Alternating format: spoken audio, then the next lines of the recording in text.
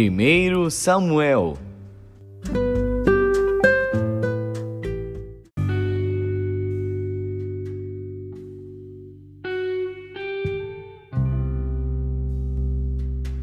Primeiro Samuel, capítulo 20. Então fugiu Davi de Naiote em Ramá, e veio e disse a Jonatas: Que fiz eu? Qual é o meu crime? E qual é o meu pecado diante de teu pai, que procura tirar minha vida? E ele lhe disse: Tal não suceda, não morrerás. Eis que meu pai não faz coisa nenhuma grande nem pequena, sem primeiro me informar. Por que, pois, meu pai me encobriria este negócio? Não será assim. Então Davi tornou a jurar e disse: Teu pai sabe muito bem que achei graça em teus olhos. Por isso disse: Não saiba isto, Jonatas, para que não se magoe. Mas, na verdade, como vive o Senhor, e como vive a tua alma, há apenas um passo entre mim e a morte. E disse Jonatas a Davi: O que disser a tua alma, eu te farei. Disse Davi a Jonatas: Eis que amanhã é a lua nova, em que costumo assentar-me com o rei para comer. Porém, deixa-me ir, e esconder-me-ei no campo até a tarde do terceiro dia. Se teu pai notar a minha ausência, dirás: Davi me pediu muito que o deixasse ir correndo a Belém, sua cidade, porquanto se faz lá o sacrifício anual para toda a linhagem. Se disser assim: Está bem, então teu servo tem paz. Porém, se muito se indignar, sabe que já está inteiramente determinado no mal.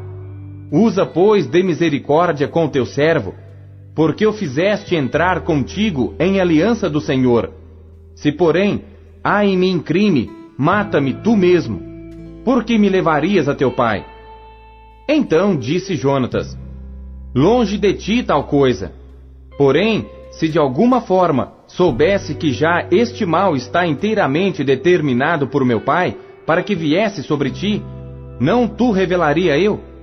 E disse Davi a Jonatas: Quem me fará saber, se por acaso teu pai te responder asperamente? Então disse Jonatas a Davi: Vem, e saiamos ao campo. E saíram ambos ao campo. E disse Jonatas a Davi: O Senhor Deus de Israel seja testemunha.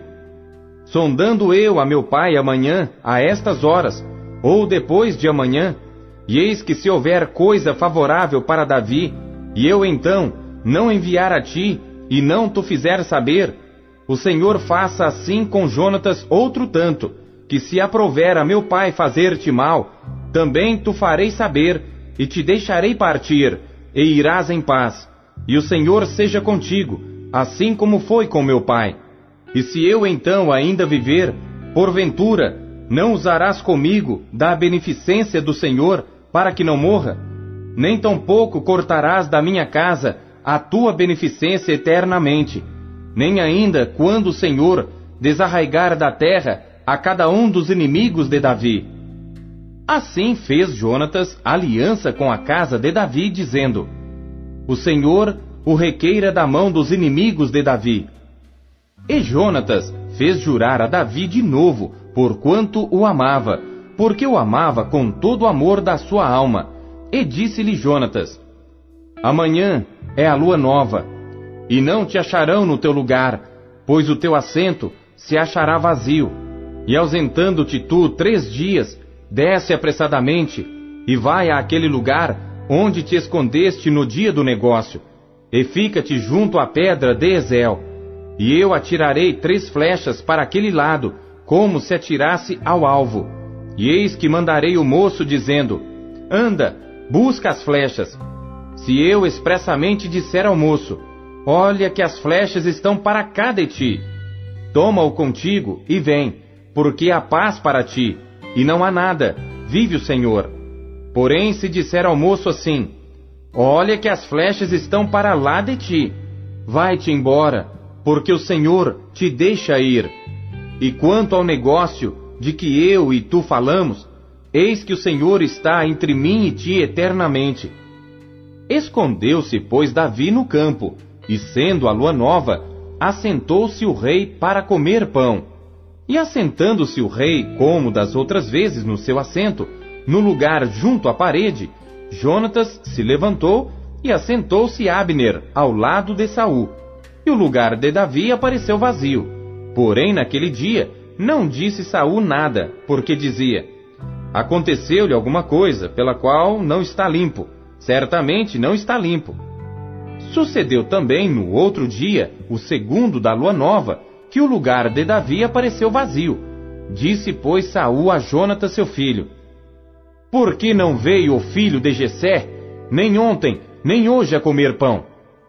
E respondeu Jonatas a Saul: Davi me pediu encarecidamente que o deixasse ir a Belém, dizendo: peço-te que me deixes ir, porquanto a nossa linhagem tem um sacrifício na cidade, e meu irmão mesmo me mandou ir.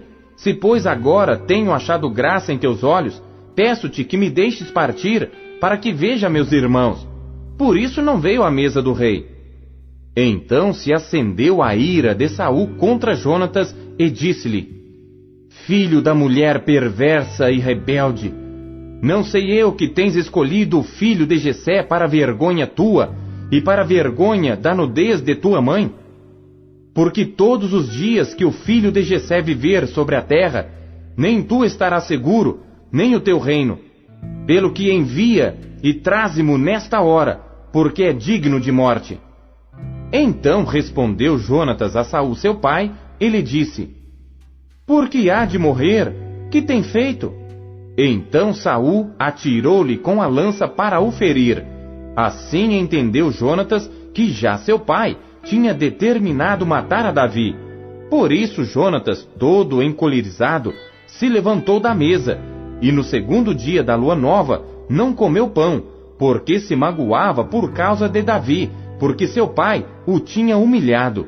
E aconteceu pela manhã que Jonatas saiu ao campo, ao tempo que tinha ajustado com Davi, e um moço pequeno com ele. Então disse ao seu moço: corre a buscar as flechas que eu atirar.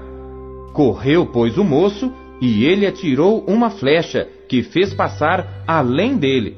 E chegando o moço ao lugar da flecha que Jonatas tinha atirado, gritou Jonatas atrás do moço, e disse: não está porventura a flecha mais para lá de ti?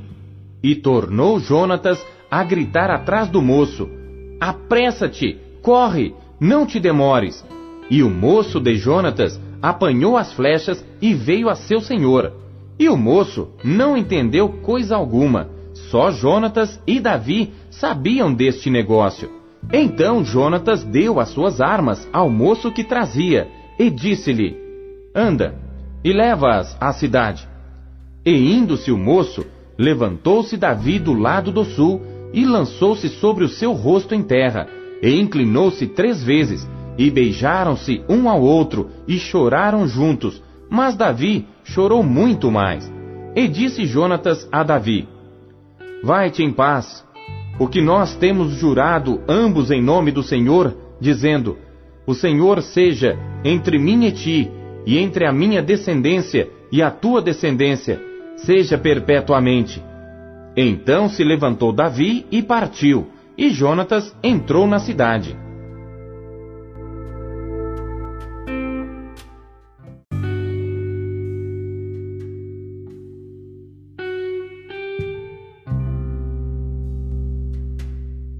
Capítulo 2. E eu, irmãos, quando fui ter convosco, anunciando-vos o testemunho de Deus, não fui com sublimidade de palavras ou de sabedoria, porque nada me propus saber entre vós, senão a Jesus Cristo e este crucificado. E eu estive convosco em fraqueza e em temor e em grande tremor. A minha palavra e a minha pregação não consistiram em palavras persuasivas de sabedoria humana, mas em demonstração de espírito e de poder, para que a vossa fé não se apoiasse em sabedoria dos homens, mas no poder de Deus. Todavia falamos sabedoria entre os perfeitos, não porém a sabedoria deste mundo, nem dos príncipes deste mundo que se aniquilam, mas falamos a sabedoria de Deus, oculta em mistério, a qual Deus ordenou antes dos séculos para nossa glória, a qual nenhum dos príncipes deste mundo conheceu, porque se a conhecessem, nunca crucificariam ao Senhor da glória.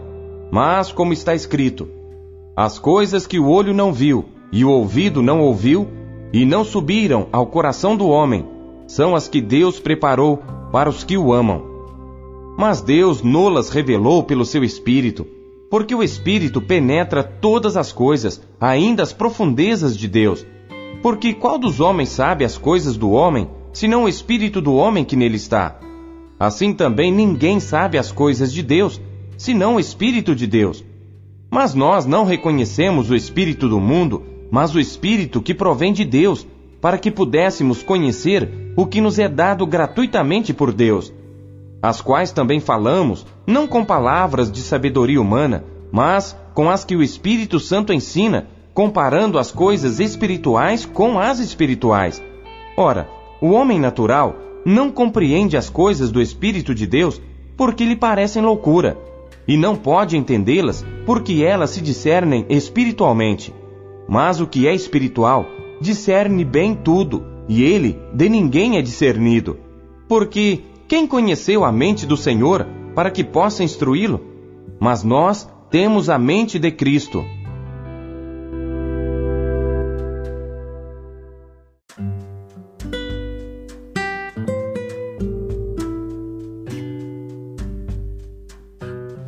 Lamentações.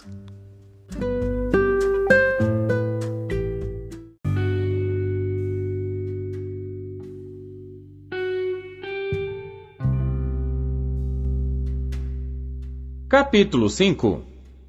Lembra-te, Senhor, do que nos tem sucedido. Considera e olhe o nosso opróbrio. A nossa herança passou a estrangeiros, e as nossas casas a forasteiros. Órfãos somos, sem pai, nossas mães são como viúvas. A nossa água por dinheiro a bebemos, por preço vem a nossa lenha. Os nossos perseguidores estão sobre os nossos pescoços. Estamos cansados e não temos descanso. Aos egípcios e aos assírios estendemos as mãos para nos fartarem de pão. Nossos pais pecaram e já não existem, e nós levamos as suas maldades. Servos dominam sobre nós, ninguém há que nos livre da sua mão. Com perigo de nossas vidas trazemos o nosso pão, por causa da espada do deserto. Nossa pele se queimou como um forno, por causa do ardor da fome. Forçaram as mulheres em Sião, as virgens nas cidades de Judá. Os príncipes foram enforcados pelas mãos deles. As faces dos velhos não foram reverenciadas. Aos jovens obrigaram a moer, e os meninos caíram debaixo das cargas de lenha. Os velhos já não estão mais às portas, os jovens já deixaram a sua música. Cessou o gozo de nosso coração, converteu-se em lamentação a nossa dança. Caiu a coroa da nossa cabeça, ai de nós, porque pecamos. Por isso desmaiou o nosso coração, por isso se escureceram os nossos olhos. Pelo monte de Sião que está assolado, andam as raposas. Tu, Senhor, permaneces eternamente, e o teu trono subsiste de geração em geração. Por que te esquecerias de nós para sempre? Por que nos desampararias por tanto tempo? Converte-nos a ti, Senhor, e seremos convertidos. Renova os nossos dias como dantes. Mas tu nos rejeitaste totalmente. Tu estás muito enfurecido contra nós.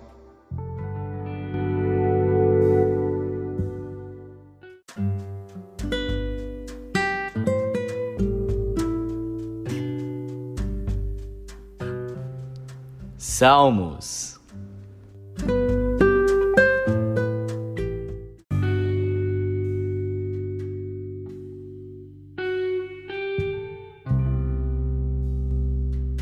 Salmos, capítulo 36.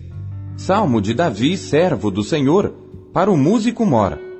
A transgressão do ímpio diz no íntimo do meu coração: não há temor de Deus perante os seus olhos, porque em seus olhos se lisonjeia até que a sua iniquidade se descubra ser detestável. As palavras da sua boca são malícia e engano. Deixou de entender e de fazer o bem. Projeta a malícia na sua cama. Põe-se no caminho que não é bom. Não aborrece o mal. A tua misericórdia, Senhor, está nos céus, e a tua fidelidade chega até as mais excelsas nuvens. A tua justiça é como as grandes montanhas. Os teus juízos são um grande abismo. Senhor, tu conservas os homens e os animais. Quão preciosa é, ó Deus, a tua benignidade, pelo que os filhos dos homens se abrigam à sombra das tuas asas. Eles se fartarão da gordura da tua casa, e os farás beber da corrente das tuas delícias, porque em ti está o manancial da vida. Na tua luz veremos a luz. Estende a tua benignidade sobre os que te conhecem, e a tua justiça sobre os retos de coração. Não venha sobre mim o pé dos soberbos, e não me mova a mão dos ímpios. Ali caem os que praticam a iniquidade, cairão e não se poderão levantar.